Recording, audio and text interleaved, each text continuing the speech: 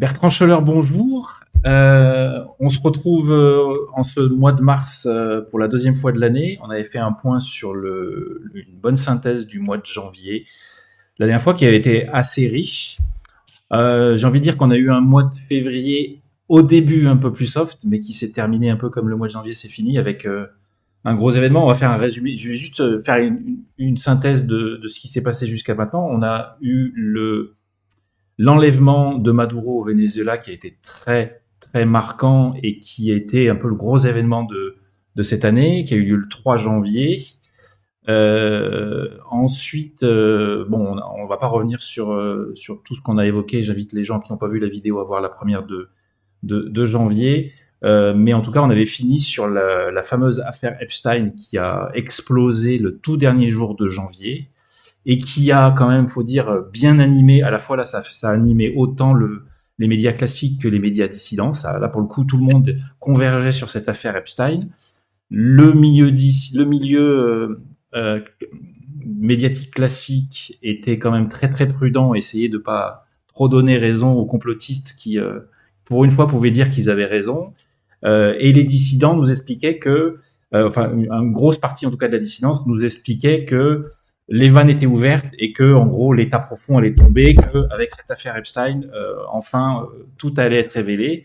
Et là, bam, patatrac, c'est le cas de le dire, puisque encore une fois, le dernier jour de février, le 28 février, samedi matin, a eu lieu l'attaque d'Israël et des États-Unis conjointe contre l'Iran.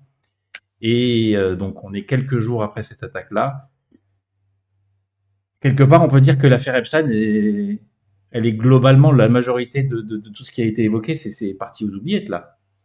Ah, c'est complètement parti aux oubliettes. D'ailleurs, c'est drôle parce qu'aux États-Unis, un des seuls qui évoque en fait encore un petit peu l'affaire Epstein, c'est Massy qui dit c'est pas parce que vous faites la guerre en Iran qu'on va oublier.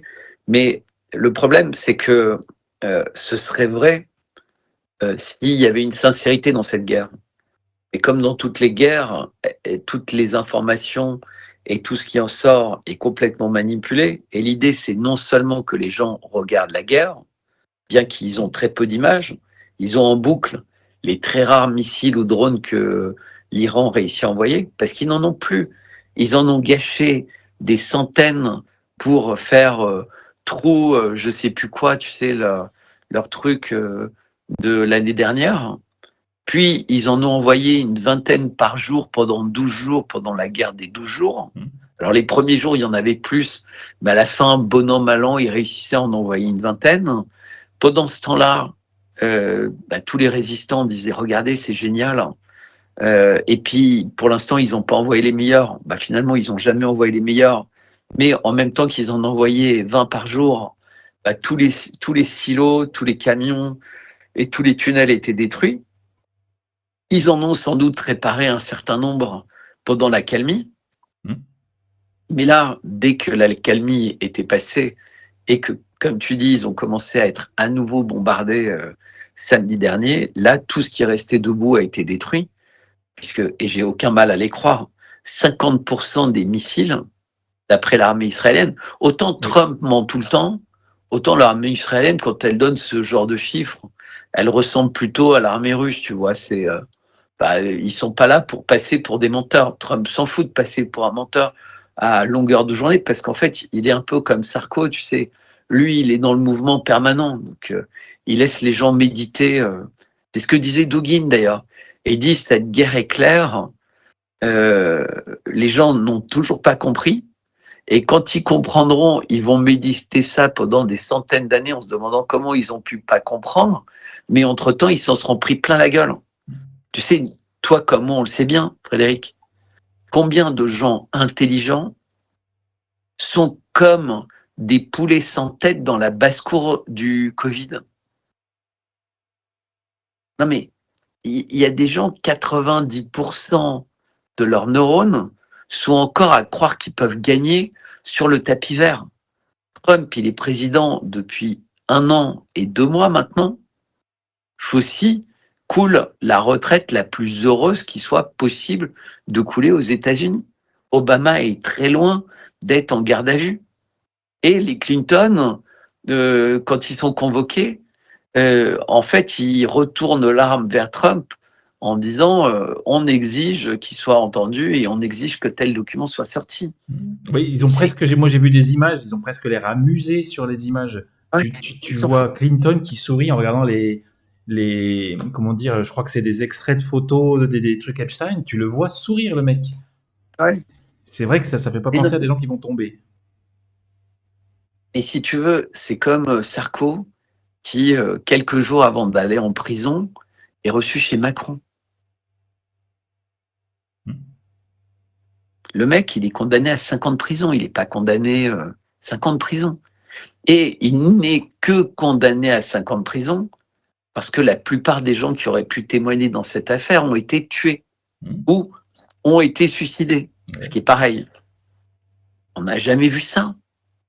Même le fils, et ça date de février. Oui, c'est le nettoyage qui a été continué après la sortie Taïf al-Islam, le dernier survivant de la famille Kadhafi, a été tué. On peut se demander à qui profite son assassinat. Et un mec comme ça, tu dois pouvoir l'assassiner pour 50 000 balles. Hein. C'est moins de 5% des droits d'auteur du livre sur le prisonnier. Et encore une fois, je ne dis pas que c'est lui. Je dis juste qu'il ne faut pas se voiler la face. Et donc, février, dans ce que tu as raconté, il s'est passé un certain nombre de faits marquants que je vais quand même ajouter à la liste. Petit 1, Israël a reconnu un État qui n'existe pas, qui s'appelle le Somaliland, qui divise en 3 morceaux le Somalie, c'est-à-dire la corne de l'Afrique.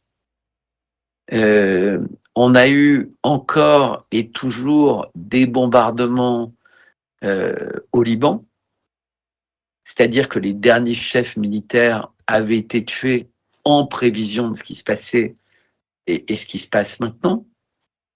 On a Macron qui a annoncé qu'il allait parler de la nouvelle doctrine nucléaire française, ce qu'il a fait en mars, mais ça a été annoncé avant même l'attaque israélo-américaine, ce qui prouve bien que contrairement à ce que Macron dit, ils étaient tous synchronisés.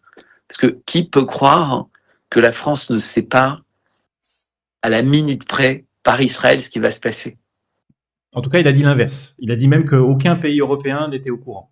Donc on Mais peut penser justement l'inverse, puisqu'il l'a dit. Mais oui, exactement. Mais c'est évidemment faux, puisqu'aujourd'hui, Trump recevait Merz à Washington, et Trump explique devant les caméras que Merz, etc., a été très utile pour l'opération menée par les États-Unis et Israël, parce qu'il le dit dans ce sens-là, Donald Trump. Il a été très utile. Et l'autre, au lieu de faire style, mais qu'est-ce qu'il raconte? Il a fait ça. Et il ne pouvait pas ne pas comprendre, parce que Trump a utilisé les mots les plus simples du dictionnaire, et puis il lui parlait droit dans les yeux, face caméra. Le mec était tout fier de reconnaître qu'il avait été partie prenante de cette attaque, de la même manière que les Anglais l'ont été. En fait, les Anglais ont été très malins. Il y a 15 jours... Oui, il a râlé un peu sur les Anglais au début de Trump, même encore aujourd'hui. Oui, je crois que je vais te raconter l'histoire. Il y a 15 jours ou 3 semaines, les Anglais ont accepté que beaucoup d'avions transport de kérosène fassent une halte. Tu sais, c'est les avions ravitailleurs en vol. Et fassent une halte chez eux. Une fois que tous les avions étaient passés, les Anglais ont dit « Nous, on ne veut pas du tout aider pendant la guerre », alors que déjà 80% de ce qui pouvait être utile entre les mains des Américains l'avait été refourgué. Et puis, donc, depuis une semaine, il disait il n'y a plus d'avions qui peuvent participer à une guerre qui passe chez nous. Et puis, les Israéliens, comme ils l'avaient promis, essaient de tirer là où ils peuvent. Il faut savoir qu'Israël a 2000 km. Ils ont très peu de missiles capables d'atteindre 2000 km. Et ce qu'il faut comprendre en plus, c'est que la première chose que les Israéliens avaient détruit pendant la guerre des 12 jours, c'était les stocks du type de carburant pour les fusées. C'est du carburant solide. Et en fait, c'est des stocks dans le commerce international, ça doit être identifié. Et donc, c'est la Chine qui est celui qui fournit ce stock à l'Iran. Donc, ça veut dire que tout ça, c'était suivi au millimètre. Les Israéliens savaient exactement où étaient je sais pas moi, les 100 000 tonnes de stock ou les 10 000 tonnes de stock. Tout a été détruit, tout, puisque ça explose.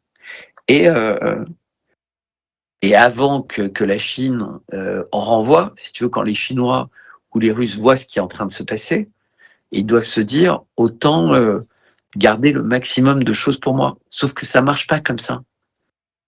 Il fallait garder des gens autonomes, euh, bien dans leur peau, bien dans leur machin, pour essayer de contrer en fait ce qui est en train de nous arriver sur la gueule. Et par contre, qu'est-ce qui fait que, selon toi, que quelque part, on a attendu aussi longtemps entre juin et maintenant enfin, que les Israéliens ont attendu si longtemps? Pourquoi, qu'est-ce qui Ah leur a bah, mais c'est fallu? simple. Le bateau, en fait, le porte-avions Gerald Ford et l'autre porte-avions, ils étaient utilisés au Venezuela. Oui, d'accord, c'est Donc, en simplement. fait, il restait face au Venezuela.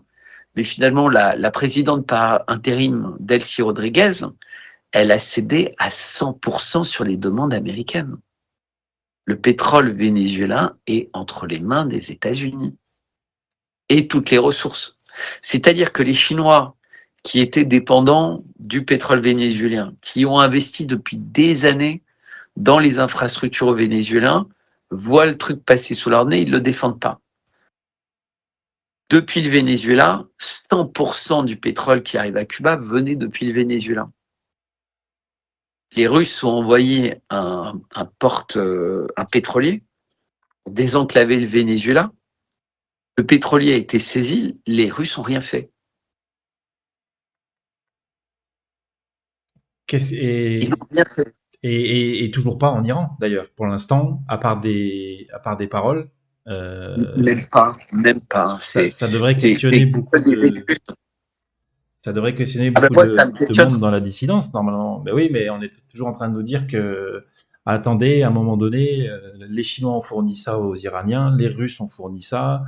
Attendez ce que vous allez voir que l'Iran va finir par se défendre Mais et moi, à ce j'avais dit, moment-là, ça va faire mal. quand les gens racontaient ça, je n'ai pas arrêté de dire, que ce soit dans mes lettres, dans mes vidéos, ou que l'Iran est un pays immense et c'est pas avec un pont aérien, même de 50 avions, que tu fais, que tu recouvres juste en système radar ce pays-là. Tout leur radar avait été détruit. Il y a énormément de radars qui sont détruits en Russie, il faut bien savoir. Donc les Russes n'ont pas tellement de radars en rab à donner. Les Chinois n'ont pas été sollicités. Les Chinois l'ont dit, ça fait 2 ans qu'ils négocient avec les Iraniens des contrats pour des ventes d'armes, et ça fait 2 ans que les Iraniens coupent les cheveux en quatre. C'est pas moi qui l'invente, c'est les Chinois. Ouais. C'est-à-dire qu'en fait, le président actuel iranien, peut-être la raison pour laquelle il n'est pas mort, c'est que les gens qui tuent trouvent qu'il est beaucoup plus utile en restant en place. Oui, puisqu'il a Comme remplacé ça, récemment un président ouais, assassiné. lui, c'est un ancien médecin qui passait sa vie dans des congrès médicaux, à boire de bonnes bouteilles et à rencontrer des jolies nanas.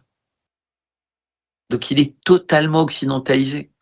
Donc quand Macron lui dit, la veille de l'assassinat de Nasrallah, vous inquiétez pas, j'ai des garanties de Netanyahou, il se passera rien et ceci, cela, tu dis, putain, ok, une fois ça marche. Et que dans la foulée, il refait ça. Parce que c'est le même scénario. De la même façon que tu as C'est certains généraux proches de Khomeini qui ont échappé bizarrement alors qu'ils étaient très très proches de lui. Ils ont échappé aux frappes des 12 jours et là ils ont encore échappé. Donc il doit y avoir un sacré paquet de gens corrompus et exactement. c'est ceux-là qui disparaissent pas, quoi. D'ailleurs, Trump Mais aussi l'a dit. Trump, il a dit qu'ils avaient réussi à se débarrasser de tous les cadres, donc Khomeini, tous ces cadres, et y compris, ils ont anticipé tous les dirigeants qui auraient pu être mauvais à ses yeux euh, dans la foulée. Donc, il a mais- bien expliqué qu'ils s'en débarrassés de et que tous. dit Chevrier face à tout ça? Que l'Iran a gagné? Que l'Iran va gagner. Bah non, non, Ouais. enfin oui. Pour dire, je l'ai entendu il y a pas longtemps, mais bon, c'est pas spécialement le sujet, mais c'est vrai que quand on entend des personnes comme ça qui t'expliquent qu'il va y avoir une catastrophe nucléaire, alors que justement le bouquin qui te vend c'est comment survivre à une catastrophe nucléaire. Mais oui, oui, en gros, c'est le sujet, lui, c'est son sujet. Ce que j'ai trouvé assez contradictoire, c'est, enfin, en tout cas bizarre, c'est l'idée que Israël est rentré en conflit là pour la deuxième fois contre l'Iran parce qu'il savait qu'il ferait pas le poids pour pouvoir utiliser l'arme nucléaire. Mais après ça, Bertrand, quelque part, on vit une époque formidable parce que là, par rapport à toutes les positions et notamment dans les dissidents qu'on écoute beaucoup, nous, en tout cas, j'écoute encore un peu. Ce qui est intéressant, c'est que là, il s'avance tellement sur certains sujets que l'Iran va gagner, qu'on va le savoir très vite en fait. On va le savoir très Non, vite. mais Et, c'est pas ça, c'est que ces personnes ont le talent de dire aux gens, quand ils leur diront t'as dit ça, de dire non, tu m'as mal compris. Et les gens feront argument d'autorité. ouais, il y a un moment, ça va plus tenir quand même, hein, parce que là, pour Et le ils seront coup. même capables de dire mais non, ça c'est Scholler qui disait ça avec Malbos. Ouais, non, mais en fait, ça, c'est parce que malheureusement, et j'ai eu fait ça, mais je le fais de moins en moins grâce à justement au fait que beaucoup de médias dissidents commencent à se comporter exactement comme des grands médias comme BFM et Ah oui. compagnie. C'est qu'au bout d'un moment, j'écoute plus, j'écoute plus. Mais t'imagines, Donc, ce quand tu sera. prends toutes les matinales, toutes les semaines, et alors bizarrement, ces gens-là, où il faut jamais rater leur émission du matin, quand le samedi, il y a une attaque en Iran, ils commencent à en parler le lundi. Ah là, il faut pas toucher au week-end. C'est vrai, c'est vrai, c'est Ah, vrai. non, mais c'était vrai pour ça. C'était vrai. Il s'est passé un truc en février euh, où, pareil, ça arrive le vendredi. C'était, j'ai plus ça en tête. Qu'est-ce qu'il y a eu qui a pu se Euh, passer Parce qu'après le mois de février, on pourra en parler. Il y a beaucoup de trucs qui sont passés au niveau, j'ai envie de dire législatif. En tout cas, il y a la non, préparation de tout ce qui est il y a loi le contre board of peace de l'antisémitisme. Trump. Ouais. Et puis il y a le board of peace de Trump. Ah oui, oui, oui, oui, oui, oui, le truc orwellien, complètement orwellien, où Et la paix Davos, c'est la guerre c'est la paix. où vraiment ça est devenu clair que ils considèrent que Macron est le meilleur d'entre eux, quoi. Et là, cette fois, c'était dans la bouche de Larry Fink, c'était pas dans la bouche de Klaus Schwab. Hmm, hmm. Tu te dis, mais les personnes continuent à penser, la plupart des gens de la dissidence, que Macron est un nul. Moi, je voyais, c'est comment il s'appelle, Vidal, qui fait des vidéos où il dit c'est le plus mauvais président de l'histoire de la Ve République. Donc, quand tu as des gens comme ça qui répètent ça en boucle et qui sont vus par pas mal de monde, eh ben, ça reste gravé dans la tête de nos interlocuteurs. Et quand on dit l'inverse, ça peut pas se dégraver. Les gens, ils sont pas préparés à ce que ça, qui est la base de tout leur raisonnement, soit faux. Et tu leur dis, mais attends, mais il a tout gagné.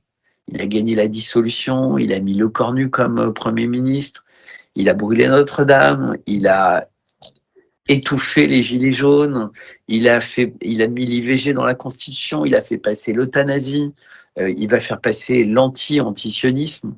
Enfin, ce mec, c'est le génie du crime. Mais oui, mais là où les gens devraient se poser la question, c'est que de toute façon, les présidents semblent et sont peut-être de plus en plus ridicules depuis Sarkozy. De Sarkozy, Ouais. Hollande, Macron, c'est sûr qu'on file vers l'abîme. Mais Macron, c'est le seul qui met son ridicule en scène, en fait, qui joue Oui, sur son ridicule. Le Forchour, il en a joué, le Forchour. Il s'en fout, mais il l'a repris lui-même. oui, au contraire, mais je vais te raconter une anecdote. J'ai vu, j'avais fait une émission avec Nicolas Bouvier, et il me dit, je suis à Paris, passe et tout. Bon, j'étais content de le revoir, et puis je me libère. Et là, à la table, il y avait quelqu'un qui connaît, alors je ne vais pas donner trop de détails, mais qui est dans les instituts de sondage. Eh ben, c'est l'Élysée qui veut que Macron sorte bas dans les sondages. Ok. Ok. Et c'est très malin, puisque les chiffres qui remontent dans tous les pays disent ce mec va être balayé la prochaine fois. Il est détesté par les Français. Alors que moi, j'ai beaucoup marché partout, euh, et partout, 9/10 des gens pensent que c'est le meilleur choix possible.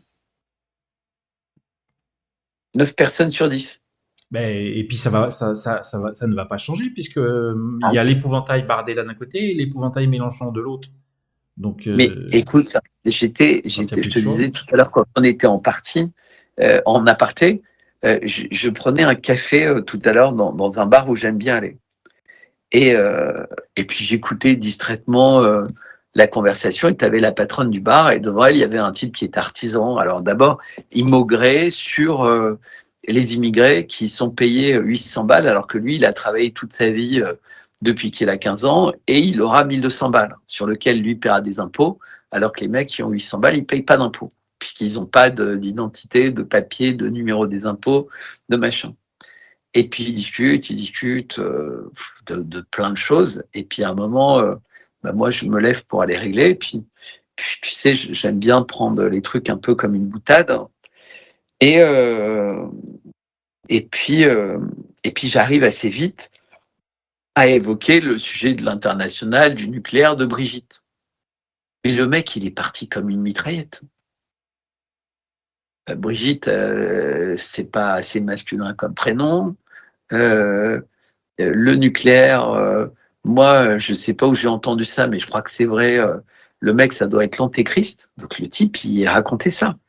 Il dit, c'est la personne, mais vraiment, j'avais l'impression que le type, il était là pour une caméra cachée, quoi. Enfin, tu vois ce que je veux dire. Et en fait, lui était, et c'est pour ça que j'étais intéressé par discuter avec lui était bien. Mais toutes les autres personnes du bar disaient l'exact inverse de lui. Mais qui tu vois d'autres Ah, à ce point-là, euh, d'accord. c'est Macron le meilleur, c'est ceci. Donc lui était même pas vraiment négatif avec Macron. Il était juste à vouloir s'assurer que il préservait ses intérêts. Et toutes les autres personnes au bar étaient des grands défenseurs de Macron. Pourquoi? Parce que Macron est censé avoir mis en place la politique du toi quoi qu'il en coûte pour le Covid.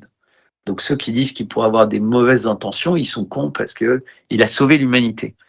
Ensuite, il a fait tous ses COP sur l'environnement, le machin, Ah le ouais, non, ceci, le ouais. cela.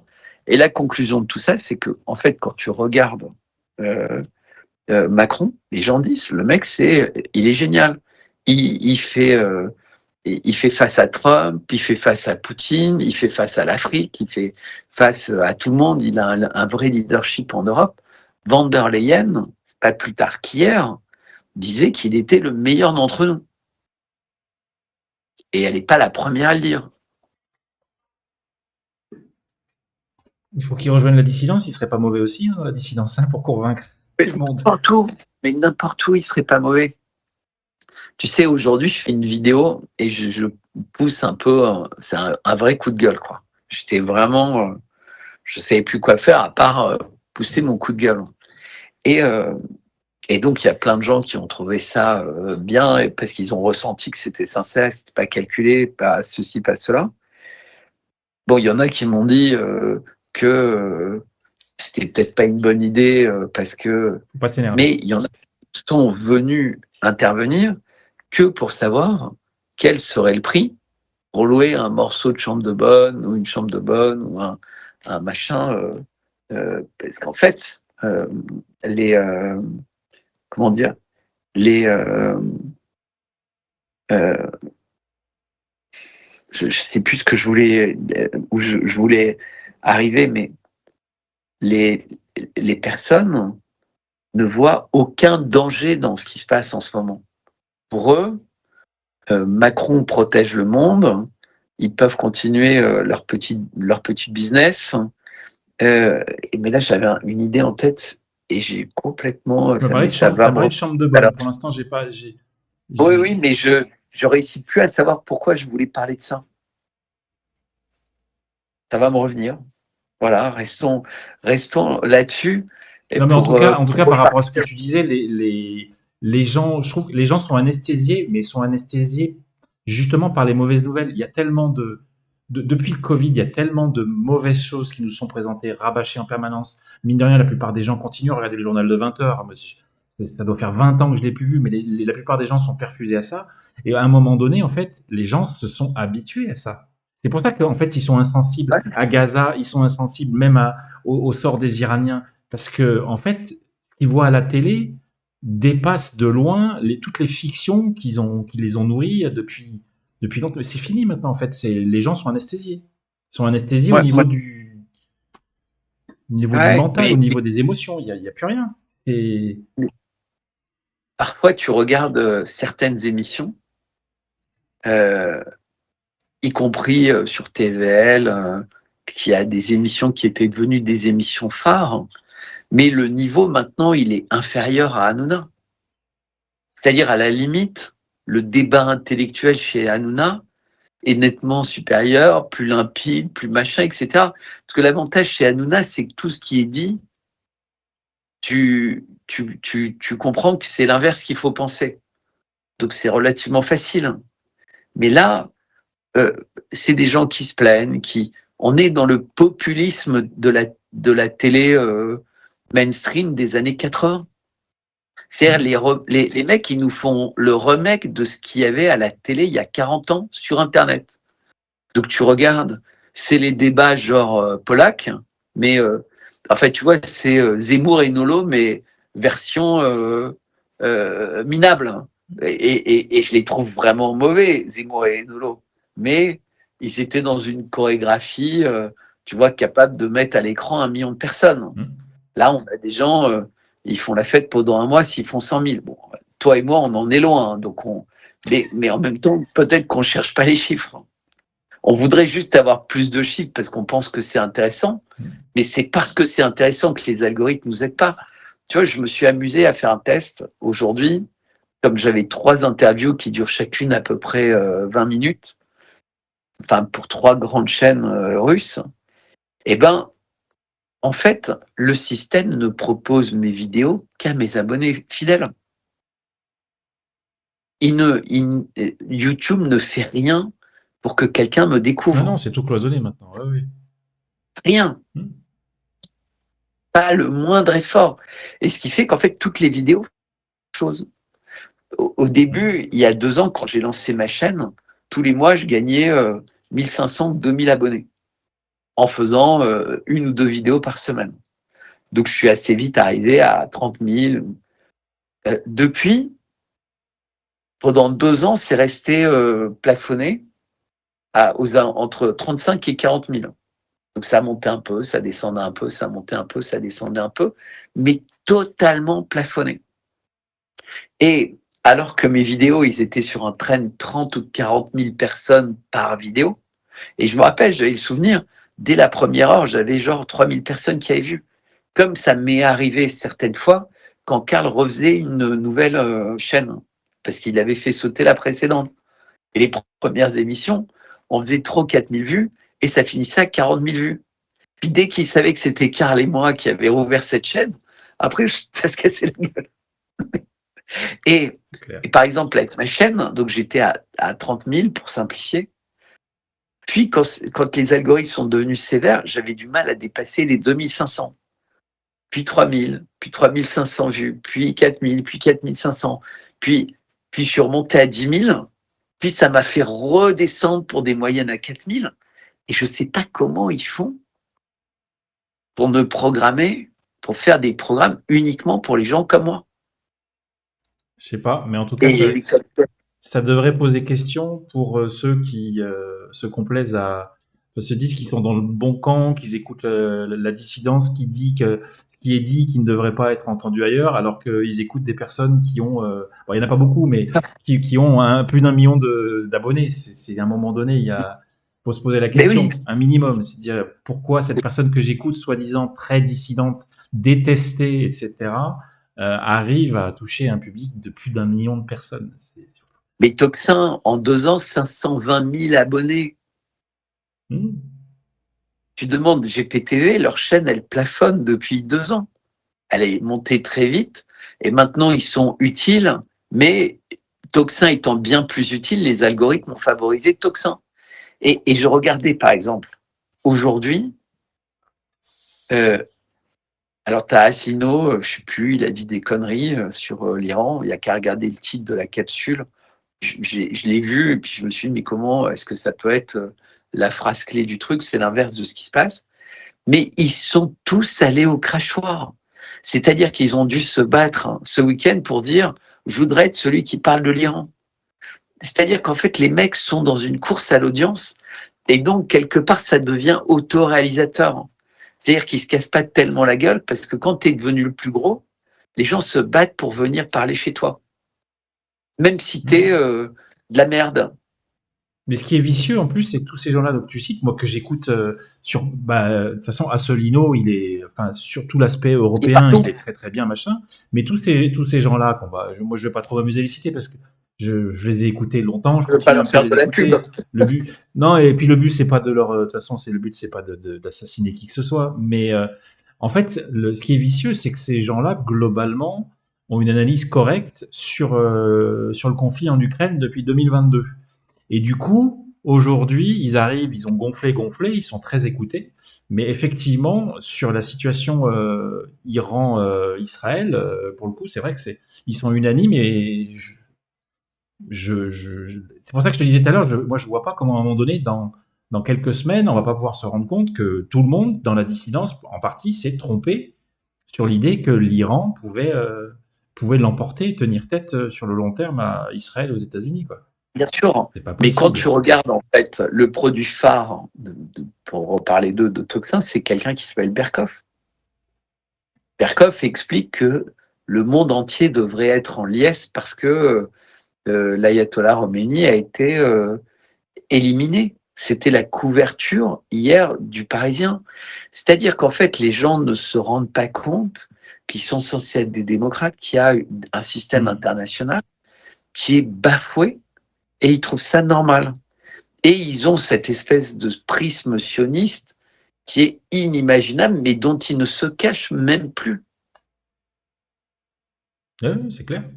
Alors que la même personne, si c'était un journaliste honnête, devrait dire « J'ai quand même été choqué d'entendre Netanyahou dire que ça faisait 47 ans qu'il rêvait de ça, alors qu'il y a 47 ans, personne n'évoquait le nucléaire en Irak ou le balistique. » Qu'est-ce qui justifiait que depuis 47 ans, c'était des ayatollahs, c'était des musulmans au pouvoir, mais ils ont été amenés par la France. C'est pas toi qui contrôle la France. C'est pas Tel Aviv qui contrôle la France. Je parle pas maintenant avec Macron, puisque c'est lui qui contrôle tout. Mais pendant très longtemps, c'est Tel Aviv qui fait la pluie et le beau temps à Paris. Avec Mitterrand, pas Mitterrand, Chirac, ça a été un peu différent, parce qu'il avait de la culture. Mais même avec Chirac, de toute façon, tu as une inertie énorme. C'est-à-dire que les mecs, ils se mettent à 4 pattes pour aller au dîner du CRIF. Non mais, à commencer par Valls. Non mais, moi je sais pas, peut-être je me trompe et je suis très sévère, mais je crois que c'est l'inverse en fait. Je me trompe pas et je suis pas assez sévère. Je te dis, moi j'ai un côté qui me dit, je pense, j'ai toujours un côté naïf qui me dit que, justement, avec ces analyses qui me semblent, en tout cas, trop hâtives, et je vais pas mettre la charrue avant le bœuf, on va dire qu'elles sont trop hâtives plutôt que de dire qu'elles sont erronées, mais je vais plutôt dans ton sens et je pense elles sont erronées sur ce conflit iranien, mais en fait, il y a un autre côté où je me dis qu'en fait, les événements s'enchaînent tellement rapidement qu'en fait, on n'aura même pas le temps, ça se trouve, de se rendre compte que les mecs se sont trompés parce qu'au mois d'avril, ou peut-être le dernier jour de mars, là, parce qu'ils aiment bien les derniers jours de chaque mois, là, 2026, on va enchaîner sur un autre truc qui fait qu'on aura oublié Epstein de février et puis on va oublier l'Iran en mars parce qu'on va passer à autre chose. Il y a peut-être ça Oui. aussi. On, Ça va on, tellement on vite. va pas, Ça va on tellement va vite. pas oublier l'Iran. Mais ce qui va, je sais pas par quelle gymnastique ils vont justifier de découper l'Iran en morceaux.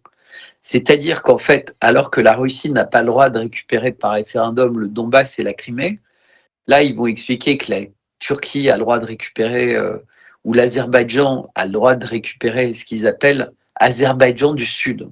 Hmm. C'est-à-dire déjà dans les cartes d'état-major russes et israéliennes, tu as l'Azerbaïdjan du Sud. Donc c'est là où tu vois que l'Azerbaïdjan, qui est censé être ami avec la Turquie, en réalité est surtout ami avec Israël. Parce qu'en fait, c'est. Donc l'Azerbaïdjan du Sud recouvre d'ailleurs l'Arménie. Comme quoi la Turquie n'a pas vraiment son mot à dire là-dessus. Et ensuite, tu as le Balouchistan qui va être créé, tu as l'Arabistan. L'Arabistan, c'est autre chose que la Perse, parce que la Perse va rester. Donc il va y avoir un État perse au milieu, c'est le désert. Donc ceux qui se dispersent, Persia, devront s'installer dans le désert. C'est un peu comme le Sinaï, parce que les villes sont en train d'être détruites. Pendant que les gens passent en boucle les images de drones qui mettent en feu un petit truc sur une ambassade américaine, et ben, ils ne montrent pas les photos en montrant que Téhéran est à feu et à sang. J'ai même vu des gens censés être sérieux qui montraient des images où c'était évident dès le premier coup d'œil que c'était des images d'AI. Et je vais t'expliquer comment tu sais dès le premier coup d'œil. Parce que tu as un missile qui est censé arriver par cluster. Et en principe, quand tu as un missile cluster, en fait, toutes les ogives partent dans toutes les directions. Hmm. Mais là, en fait, elles ont l'air d'arriver de toutes les directions pour viser la même cible. Mais c'est pas le principe des Je clusters. sais, j'ai vu passer, j'ai vu ça, c'est ça, comment il s'appelle, l'IB, qui a partagé ça sur X, Mais ça se voit et dès le début ça qu'elle est se fausse, voit, oui, cette oui, image. oui. Mais les gens ont tellement envie de se dire qu'Israël et les États-Unis vont perdre. Enfin, ils vivent ça comme un match de football. Ouais, mais pourtant, ben d'accord, mais pourtant même le score malheureusement qui est un score de victimes, c'est 1000 victimes officielles pour l'instant pour l'Iran, et c'est même pas 10 US plus Israël. Comment on peut dire qu'il y a une Et, victoire et ou même qui en résiste? Israël, c'est quand même hallucinant. C'est les morts sont des morts qui n'ont rien à voir avec ce qu'a fait l'Iran. Il y a eu 2 morts en Israël. Une femme de ménage philippine qui n'avait pas pu quitter un immeuble dans lequel plus personne n'était depuis très longtemps, soi-disant parce qu'elle ne savait pas dans quel abri anti-bombardement aller. Et l'autre personne, c'est quelqu'un qui a plus de 100 ans et qui est tombé. Et on les met dans les victimes. Mais j'ai entendu parler d'un C'est un peu bébé, comme... moi. J'ai entendu non, parler d'un bébé, non? non, bah, C'est ça, de pour toute donner le façon, détail, pour donner les détails des victimes israéliennes ils aussi. vont le dire. Et les Américains, pour l'instant, ils en ont perdu 4. C'est-à-dire, juste, les Israéliens, les Iraniens sont censés avoir envoyé des centaines de drones et de missiles. Ils sont aussi efficaces que les roquettes du Hamas. Je te signale quand même que les roquettes du Hamas n'ont jamais tué quelqu'un Hmm. en Israël depuis 40 ans. Bah là, les Iraniens ne sont pas capables de tuer un adversaire alors qu'on a tué leur ayatollah. Ah, c'est Et d'accord, c'est hallucinant. d'accord. Il est où le porte-avions coulé? Quelque part, j'ai envie de dire, il est où? Nulle part. Il est où le Et j'ai porte-avions même vu américain? des gens que je considère comme sérieux dire que les Américains ont confirmé que le porte-avions avait été touché.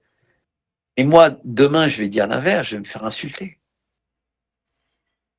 Tu vois ce que je veux dire? Hmm. On en est à combien de temps? On en est à. Il nous reste une petite vingtaine de minutes. Une petite vingtaine Et de minutes. parce que là, tu vois, ça m'a inquiété le truc où j'ai déliré avec le truc de chambre de bonne. J'ai l'impression d'avoir Et t'as pas des retrouvé. connexions dans le cerveau, le, le, Et- le lapsus, mais je sais pas lapsus avec quoi, tu vois. Et je réussis plus à me rappeler ce que j'avais D'habitude, en c'est à tête. moi que ça arrive, donc écoute, Il ça y me a un rassure. truc logique dans ça, je sais pas ce que c'est. Et tu sais, le cerveau réussit pas à se mettre en marche. Non, il s'est passé aussi les Jeux Olympiques pendant ce mois de février. Oui, oui. Il y a eu le dossier Epstein, il y a eu les Jeux Olympiques. Et, euh, et ça, c'était intéressant parce que c'était des Jeux Olympiques avec une cérémonie dans laquelle le héros, c'était un soleil noir. Je devais faire une lettre, mais j'ai pas Oui, c'est vrai faite. que je m'attendais à ce que tu fasses un sujet là-dessus.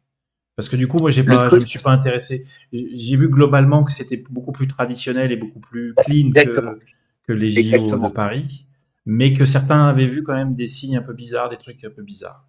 Mais après, je sais pas plus. En fait, c'est là où tu vois euh, le, c'est des jeux qui n'ont servi que pour certains pays. C'est-à-dire, les Américains ont gagné les coupes en hockey, mais ça a été vu par des dizaines de millions de personnes aux États-Unis.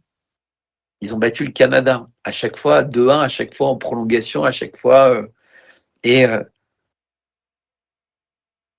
et je sais plus tous les hommes politiques américains ont dit voilà, c'est pour ça qu'on fait des guerres, c'est pour pouvoir savourer. Enfin, mais si tu, ce que j'ai ressenti moi, j'ai pas vraiment regardé, mais j'ai regardé de loin. Et dès qu'il y a un événement sportif, je regarde un peu les résultats et surtout les compétitions.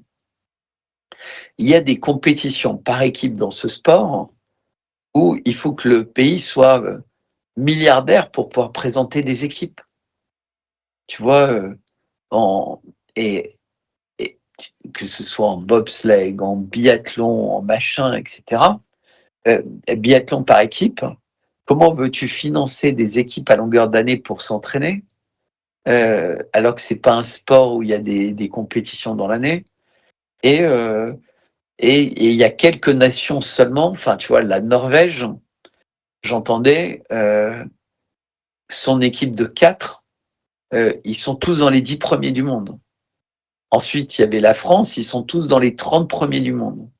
Ensuite, il y avait un autre pays, ils sont tous dans les 40 premiers du monde. Et après, les autres, ils en ont un ou deux dans les 100 premiers.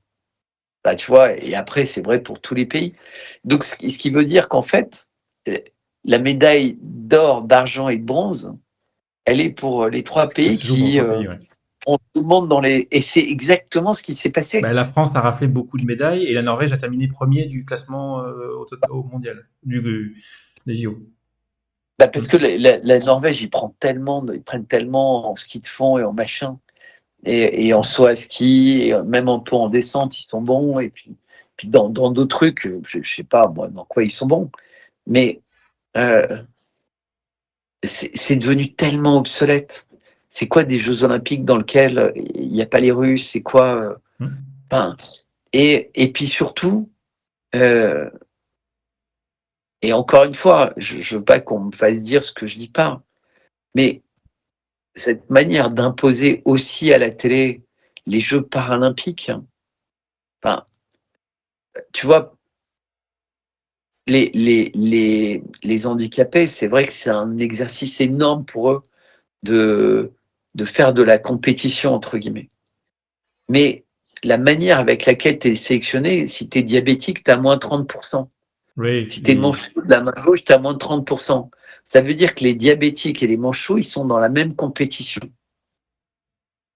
Et, et j'avais vu aux Jeux Olympiques d'été un nain qui jouait contre un géant diabétique au ping-pong. Parce qu'ils étaient tous les deux entre moins 30 et 40%, donc ils étaient dans la même catégorie. Mais ça faisait des images. Bah, tu vois, le nain, il dépassait pas de la table avec sa tête. C'est ça. Mais c'était des images officielles, hein. Ouais, je me rappelle avoir vu des trucs comme ça. Et le géant, il faisait, diabétique, il faisait 250 kilos. Et tu te dis, puisqu'on parle quand même de performance sportive, tu as des gens qui sont 400e mondiaux en ping-pong qui gagneraient et qui ont peut-être des handicaps, mais euh, enfin, tu vois, qui n'ont pas envie de jouer avec les handicapés par rapport à ces règles de handicap. Moi, je me rappelle, j'avais été dans un dîner et il y avait quelqu'un qui était handicapé et il gagnait des médailles d'or dans des compétitions où il était quasiment le seul à participer à niveau olympique parce que ça coûtait trop cher d'être dans les compétitions de ces sports-là. Oui, mais c'est ça, parce que tu parlais dans les JO classiques du fait d'avoir des équipes bien préparées, tout simplement parce qu'il y a beaucoup de moyens. Pour les handicapés, en plus, le truc, c'est que c'est encore plus, les classes sociales sont encore plus clivantes, quoi, parce que Et vraiment, là, regarde, pour le coup, il faut vraiment avoir de l'argent pour faire du handisport. le basket en fauteuil roulant, les fauteuils roulants pour être performants, c'est 20 000 balles. Ah ouais, c'est la peau des fesses. Ouais. Pareil pour les bateaux, pareil pour les machins. Et donc, de toute façon, et encore une fois, je dénigre pas les personnes en question. Je dis juste qu'à un moment, on nous met en avant, et encore une fois, c'est pas une comparaison, mais être quelqu'un de normal, euh, ça devient presque gênant, quoi. Tellement il faut survaloriser les personnes qui ne le sont pas. Ben, regarde toutes les minorités, tous les machins, etc. Et, et donc, je ne crois pas que ce soit faire un cadeau à la communauté des handicapés, et je ne suis pas sûr que les handicapés aient envie de voir, de considérer que c'est vraiment très élitiste le sport handicapé. Enfin, et je ne suis pas en train de dire qu'il faut les cacher, mais c'est pas l'esprit de Coubertin. Ouais, mais je vois ce que tu veux dire. Ouais, carrément. Parce que euh, il y a des gens partout dans le monde, euh, qui sont handicapés par le fait d'être nés au mauvais endroit. Tu vois ce que je veux dire? Et donc, ils n'ont aucun critère qui leur est attribué pour compenser le handicap d'être né dans le mauvais pays. Pourtant, ils le mériteraient. Tu vois ce que je veux dire? Il y a des gens, parfois, ils découvrent à 18 ans qu'ils avaient un don pour un truc, mais s'ils étaient en France, ils auraient été identifiés à 7 ans. Donc, il y a une profonde injustice. Mais ça dérange personne, en fait. C'est-à-dire que tout est fait pour que ce qu'on nous montre, ce soit comme du cinéma, tu vois. C'est la sensibilité, l'hypersensibilité des gens qui est instrumentalisée dans toutes les directions. Israël, par exemple, tu as eu un immeuble qui se serait écrasé. Peut-être qu'il a été Effondré, carrément? les tours jumelles, ouais, qui se serait effondré, mais sans victime, à part cette dame philippine, mais aucune victime dans l'immeuble. Et tu as toutes les télés du monde qui sont là à écouter, comme le 7 octobre, le mec dire, vous voyez, nous, on tue les terroristes, les mollahs, les machins, eux, ils veulent tuer nos enfants et nos familles. Et ils disent qu'en 2 jours, sans avoir fait aucune victime, l'Iran fait un nouveau pogrom. Et il y a un journaliste qui ose prendre la parole et dire au mec qui parle, qui est un congressman de la Knesset, lui dire, mais je trouve que vous êtes indécent de parler, vu que Netanyahou est un criminel de guerre recherché. Le journaliste, 5 minutes après, il est filmé par ses camarades avec les menottes aux mains, dans le dos. Mais aucune télé n'a montré ça. C'est que des chaînes comme RT et autres qui disent, regardez. Ce qui fait qu'en fait, RT, c'est la chaîne iranienne. Et en fait, personne n'a dit que dans les premières cibles, il y avait toutes les chaînes de télé iraniennes. Les seules chaînes de Oui. télé iraniennes qui diffusent encore, ça doit être celles qui sont corrompues et auxquelles on a fait miroiter qui serait la chaîne d'avenir. Et encore une fois, il y a près de 1000 morts civils iraniens. Il n'y a pas du tout le même traitement médiatique. C'est quand même évident. Et ça choque Reste personne. personne. Ça s'offusque un petit peu de ce qui se passe au Liban actuellement.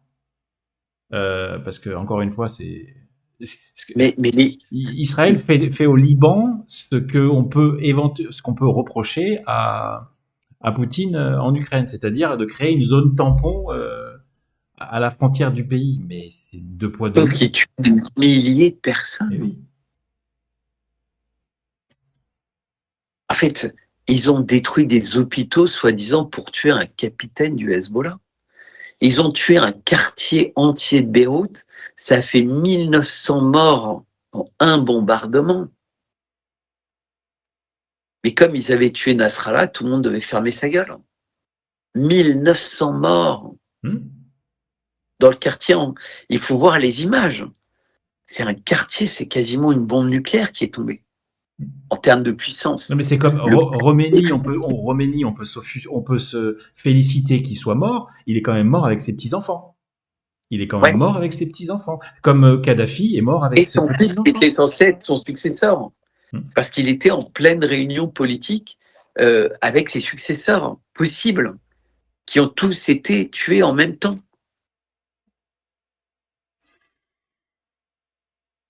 Et tiens, tu parlais de Dugin tout à l'heure. J'ai vu passer un message de Dugin qui expliquait que Ahmadinejad, qui était annoncé mort Il a été tué, ouais. Ouais, mais j'ai vu un post de Dugin qui expliquait qu'il n'était pas mort finalement.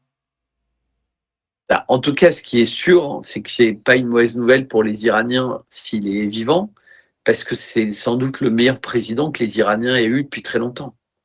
Enfin, Raisi était meilleur, mais au moins lui tenait tête aux Américains. Dont le seul truc Il était un peu comme le Kim Jong-il, ouais. Et ben c'est les diasporas qui l'ont fait tomber. Et le seul truc que les Occidentaux retiennent de lui, c'est qu'il aurait dit qu'il voulait raser Israël de la carte. Voilà. Qu'est-ce que tu peux pas lutter, hein? Là, tu peux pas lutter, c'est impossible. Tu peux pas lutter.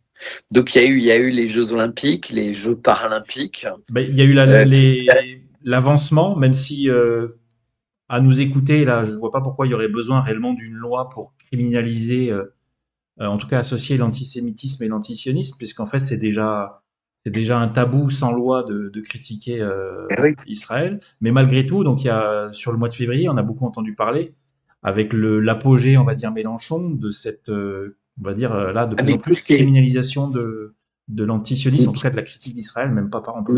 Mais il y a 15 jours, je déjeune avec un vieux pote qui est juif, mais on s'entend bien. De toute façon, il est très peu sur les réseaux sociaux. Et je lui pose la question un peu naïvement de l'affaire Epstein. Et il me répond du tac au tac. Ah mais putain, mais il n'y a rien de plus antisémite que l'affaire Epstein. Et je lui dis, ah bon, et tout, tu peux pas en dire plus. Et il me dit, ah, je vais pas rentrer dans le détail, de toute façon, tu peux te douter, hein, c'est mon rabbin qui me l'a dit. Voilà. Enfin. Parole d'évangile. De toute façon, la vocation de l'affaire Epstein, c'était d'identifier les antisémites. Et là, je peux dire que l'affaire iranienne, il y en a plein qui sont en train de se faire repérer sur les réseaux pour antisémitisme. Parce qu'il y a beaucoup d'insultes. Il y a beaucoup, effectivement, de formulations très exagérées. Et ça se comprend. Toi comme moi, on peut comprendre que les gens, ils en aient au-dessus de la casquette, quoi, et qu'ils soient capables de péter les plombs parce qu'ils n'ont pas eu la bonne éducation, le machin. Moi, j'ai vu. Il vaut mieux que s'il y a une soupape de sécurité pour que les gens pètent un petit peu un câble, il vaut mieux que ce soit sur les réseaux sociaux normalement. Mais à partir du moment, c'est un peu la question que je pose autour de moi, à partir du moment où tu veux complètement limiter, comme dit Macron, free speech is bullshit. À partir du moment où tu veux complètement verrouiller la liberté d'expression sur Internet, les gens vont s'exprimer comment? Comment? C'est soit de la soumission totale, soit les gens vont péter Ce des sera câbles la dans la vie soumission réelle. totale. Mais ce sera la soumission totale. Bah, Parce qu'en fait, ouais. on va être avec l'AI et la cybernétique. Je ne sais pas si tu as vu, il y avait le chancelier allemand qui était en visite en Chine, et là, il est aux États-Unis en ce moment. Et en Chine, ils lui ont fait visiter une démonstration de robots qui faisaient danseur étoile, karatéka, et je ne sais plus quel autre sport. Mais c'était hallucinant. Ouais. Mais c'était hallucinant. Parce que moi, parfois, je voyais les images, je pensais que c'était des images de synthèse. Pas du tout. Les robots, ils peuvent virevolter sur un orteil. Même, t'as les démos Boston Dynamics aussi, où c'est impressionnant, hein, les trucs. Impressionnant. Oui, bien sûr. Non, mais je pense qu'en fait, la plupart des gens qui nous écoutent, ça vaudrait le coup pour eux d'aller regarder. Et puis juste peut-être pour conclure, parce que là, j'en peux plus, Oui. mais euh, j'ai découvert que les algorithmes de YouTube au niveau mondial, en fait, les vidéos qui te mettent en avant, c'est souvent parce qu'en fait, il y a des conglomérats qui payent YouTube, ou ça peut être BlackRock ou autre, pour mettre en avant les hôtels de luxe, les voitures de luxe, les îles paradisiaques, les machins, etc. Qu'en fait, c'est un peu comme un loto par correspondance, parce qu'en février, il y a aussi eu la CAN, la Coupe d'Afrique des Nations. Et c'est très intéressant, la CAN, parce que tu te rends compte qu'en fait, le football concentre en lui-même tous les malheurs de l'humanité. C'est-à-dire, les gens croient s'éloigner des horreurs de l'humanité et ils envoient la quintessence sur le terrain, l'injustice des revenus, euh, Mhm. tricher sans être vu, euh, etc., etc. Bah, c'est les jeux de Les Rome sans places le très sang. chères pour le public. C'est les jeux de Rome sans le sang. Mm. Bon ben, on se revoit en mars. On se revoit en mars et bon, on se revoit pour l'attaque nucléaire de l'Iran par Israël. Si Gérard Chevrier a raison, ou la défaite des États-Unis, si Oui, les non, mais je vais te analystes. dire, petit 1, la guerre en tant que telle est pliée. Maintenant, ce qu'on va observer, c'est la guerre civile. Et dans cette guerre civile, exactement comme ça se passe en Libye, comme ça se passe en Syrie, etc., ce sont les mêmes qui tireront les ficelles. Les mêmes qui vont donner des armes aux uns et aux autres pour que ça dure le plus longtemps possible, comme en Afghanistan, comme partout. L'idée, c'est de bordéliser. Parce que tu réalises que l'Afghanistan et le Pakistan sont des amis de l'Iran. Ils se tapent sur la gueule tous les deux. Oui, d'ailleurs, ça, on n'en a pas parlé. Comme par Il s'est hasard, passé ça aussi juste avant le conflit iranien. Le début de conflit, dont on parle plus trop en ce moment, je sais pas comment ça tourne, mais le début de conflit, ça continue. ça continue. Hmm. Et le conflit continue au Soudan. Et les Yéménites n'ont rien fait. Hmm. Il y a beaucoup de gens qui disent que les missiles qu'avait le Yémen, ils venaient d'Iran. Et comme l'Iran prévoyait sa guerre à arrêter de leur donner des missiles, alors qu'en fait, ils auraient dû leur en envoyer plein parce que peut-être que du Yémen, ils auraient pu faire partir les salves qui ne peuvent pas partir d'Iran. En tout cas, oui, c'est vrai que là aussi, il y a eu des paroles. Les Houthis, le Hezbollah a dit qu'il serait solidaire de l'Iran, mais au final, malheureusement, Mais il se parce que passe. le Hezbollah, ça fait depuis la mort de Nasrallah que c'est évident que c'est mort. Moi, je me rappelle quand j'avais dit ça, on m'avait traité de tous les noms. Et j'avais essayé de démontrer pourquoi je pensais avoir raison. Bah, le temps m'a donné à 1000% raison, mais n'importe qui de normal aurait dû le savoir en même temps que moi. Mais c'est comme tous ces sujets, le principe de réalité n'existe pas pour certaines personnes.